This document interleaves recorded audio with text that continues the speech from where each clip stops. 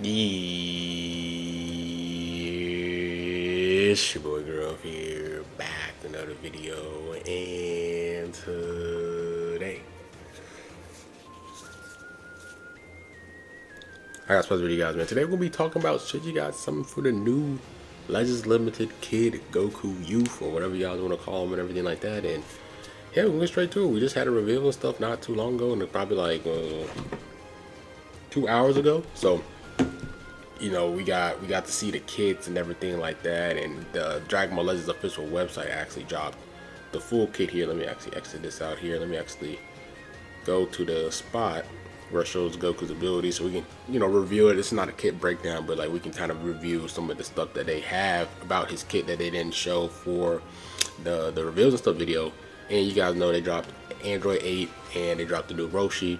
So that's pretty cool there, and we're gonna see if you guys something for this man. So if you guys do enjoy this video, subscribe to the channel, leave a like, all that good stuff. Roll to 15K. Without further ado, let's get into it. So Goku Path to Power makes sense. You know, the biggest thing with Path to Power is that it's not only part of this DB tag, instead of the Dragon Ball Saga tag, they call it DB tag. It's also part of the movie Saga tag. So that means that these three units actually has more value than a regular DB Saga character, because they can be ran on movies as well. Then you have Android 8 that can be ran on androids, right? So you have these units that can be ran on multiple teams. Of course, the Goku Sun Fam saying movies. So like they really made the Path to Power, which makes sense because you can buff them on the movies. You can run them on movies. They just have more viable options compared to just the DB Saga tag. So I guess in terms of a value wise, having the Path to Power campaign makes the most sense in terms of just team flexibility. So we'll take a look at this Goku here and a little bit of his kit. He's the main unit, and you know, taking a look here, he has the same damage card every time he lays a strike card, so it's like KIDKU. He has arch cost increase on his blast, which is really insane. Green card is pretty crack. I don't want to go too much in depth about it because you guys can go check it out. His ultimate card can get sustained damage because if he have lost a defeated enemy member, so that means his ultimate card defeated battle member. So that means his card can do way more damage. This guy has endurance now. This guy has endurance, which is really nice. And there's also another thing that I also want to talk about. There's something in his kit right here. The fall phase occurs when this enemy activates Rush. Applies fall phase occur, notifies enemy special action that activate when changing cover to self for 5 timer counts. So that means this guy has a way of dealing with Goku Frieza's rush mechanic thing. But the only issue is that most of the time when you rock Goku Frieza, you're gonna have them with an endurance unit. Whether you leader him on future with UVB and Soto Trunks, Universe Rep where they have 17, and then if you rock this Goku together, this Goku has endurance as well. So even though you nullify that little activation thing, they're going to be ran with an endurance based unit. So his thing would have been way more valuable if he nullified endurance as well. So then he kind of just don't really care about anything. But the fact is that it's uncancelable, which is nice. You know, if you're rocking a Goku Frieza that doesn't, say for example they swapped out of 17 and then you have Goku Frieza, you can just rush. So like little instances like that, these Goku Frieza units has to be a little bit wary, mindful. So say for example you're facing a Uni-Rep team, you got 17, you're dealing a ton of damage to 17, they switch to Goku Frieza, you rush. It's either you sack off Goku Frieza or you sack off the other unit that they have next to him, as long as that other unit doesn't have endurance. But yeah, so I mean they have some way, and then they actually, you know, health restoration is really low as well. So if you do throw in an endurance based unit, their health restore is going to be lower compared to like the amount of health that they're going to get back. So that actually is pretty nice as well. And that's pretty much the biggest thing about the kit. Now their gauge is all about Dragon Balls. You guys already seen the little videos and stuff, so I don't really need to talk about that. But it's interesting. It's interesting. So now we're gonna take a look at, like I said, Shiji Summit. So two of the main tags, like I said. So if we take a look at, you know, let's talk about Ader first, right? Let's talk about Ader because, you know, saying androids. If you main androids, right, he is a blue strike base, which unfortunately isn't really what androids is right now. Androids is more of a blast based team where you have Gammas, you have the Cell, and then you have the 17 that's here. So those are really the main 3 units you see for Gammas. I mean, for the android spot, you usually kind of see Magenta every now and then.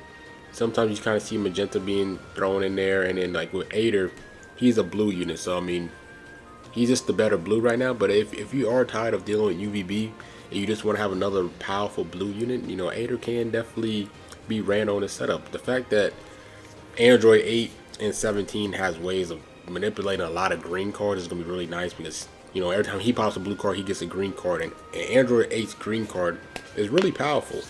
He get double card draw speed, he gets key recovery, he gets key, he gets damage afflicted buffs, he gets so much stuff off that green card, so you really want to pop the green card as many times as possible. Also, he notifies special cover chain 4 or 5 times comes with the green card, so him and 17's green card, especially when his gauge is full, is actually pretty cracked together. So rocking them together would be really, really nice. And then you could do like a blue purple with Cell as well. So just in case you face a lot of UEBs, you might want to bench Gammas and might just want to do blue purple instead. So he's a nice addition to the Androids team, because he's blue, but it's more of a blast based setup. But I mean, over time this team might shift to a strike base. So who knows, right? Who knows, right? So Androids. After that, let's talk about the DB Saga tag. Let me see. Do they actually have the DB tag? DB. So, I mean, right now they have no units for real that buffs DBs besides Piccolo right here.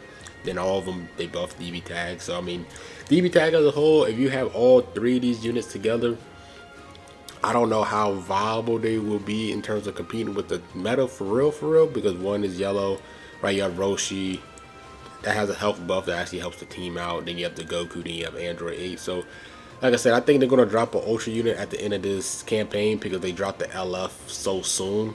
And it's kind of like the same timing like they did with the Powerful Opponent campaign, right?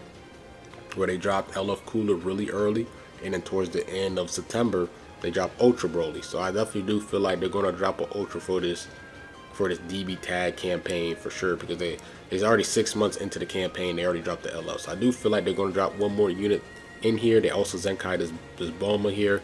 Me personally, I think they get pizza that got the Zenkai, so you can Zenkai buff the Kid Goku. I feel like that would have just made more sense, but maybe see Zenkai buffing the blue Ultra in the future. Maybe he's a blue Ultra, maybe, who knows, saying. So yeah, after that we're gonna talk about the Goku, right? The Goku,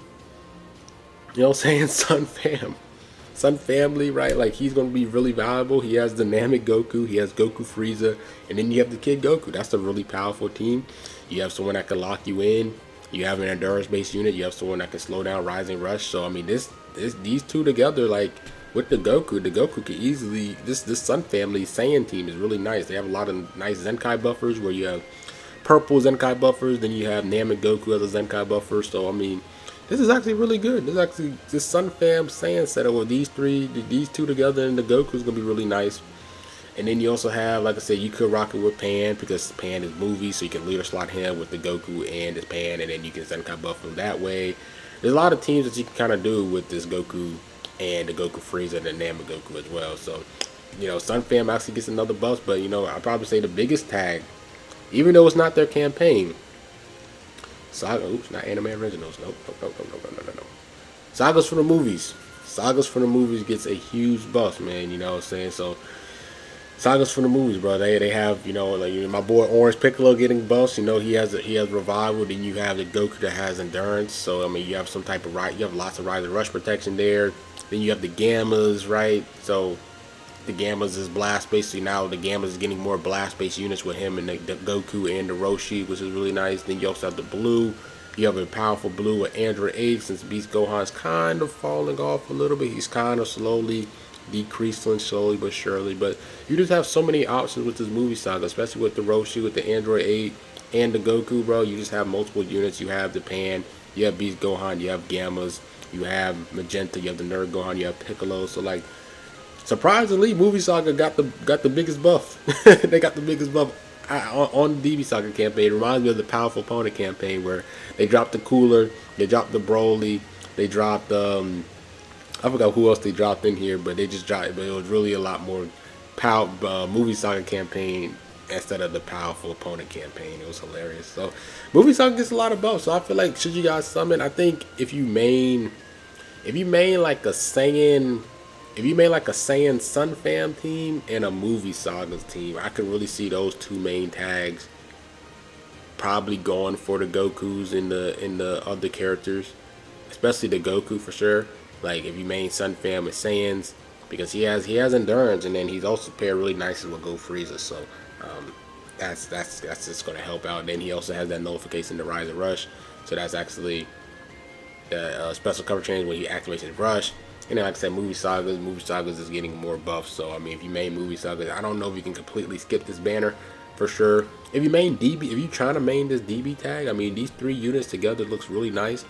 But there's probably going to drop an ultra at the end of this campaign as well, so you also got to just be mindful of that. So don't go too crazy on this banner, because they probably going to drop a ultra at the end of this and everything like that. So you got some. I think, like I said, if you love DB tag, if you kind of main Sunfam Saiyan ish, really more on the Sunfam. So Sunfam, DB tag, like Dragon Ball tag, and then movies. If you don't main those 3, then I wouldn't summon. I would probably save my, your Chrono Crystals. Legends Fest is coming up real soon, right? We have September, then we have October, and then we have November. And then November is Legends Fest. So Legends Fest is creeping up soon. So if you don't really care about the 3 tags I just mentioned, then save your CC and wait for something else that buffs the tag that you're maining. So yeah, that's pretty much it with this video. Comment down below if you guys are going to summon. Comment below what you guys think about Android 8, Roshi. I think all 3 of them they look really good. They have some nice kits about them, and I feel like they do synergize with each other pretty nice as well. So we'll see. Like I said, I'm not going to summon because they didn't drop no new Piccolos, right? I'm a region main, so I don't really care too much about the Goku and the Roshi and the Android 8. I'm probably gonna wait for the Ultra to drop, see if it could be another DKP. Hopefully, maybe if it's a Piccolo Jr., right? Hopefully it's one of those 2. That's why, like, I was happy for the DB Saga, because I was hoping that DKP or Piccolo was gonna get a new Sunnable card, but we'll see. Hopefully. But yeah, that's it with this video. Comment down below what you guys think of everything like that. And that's it. It's been my girl, man. I'm out.